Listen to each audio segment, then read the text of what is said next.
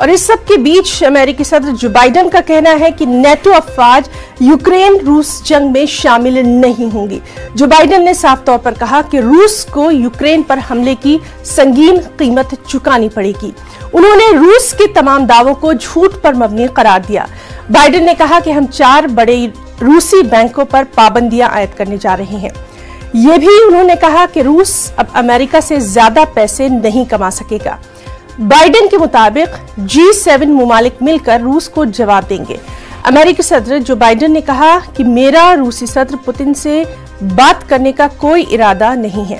وہ سابق Soviet union کو دوبارہ قائم کرنا چاہتے ہیں۔ میرے خیال میں ان کی خواہش اس کے بالکل برعکس ہے جہاں ہم اس وقت ہیں۔ بائیڈن نے کہا کہ یوکرین پر روسی حملے کے تناظر میں امریکہ نیٹو افواج کو مضبوط کرنے کے لیے اضافی افواج جرمنی بھیج رہا ہے۔ These impacts over time will translate into higher inflation.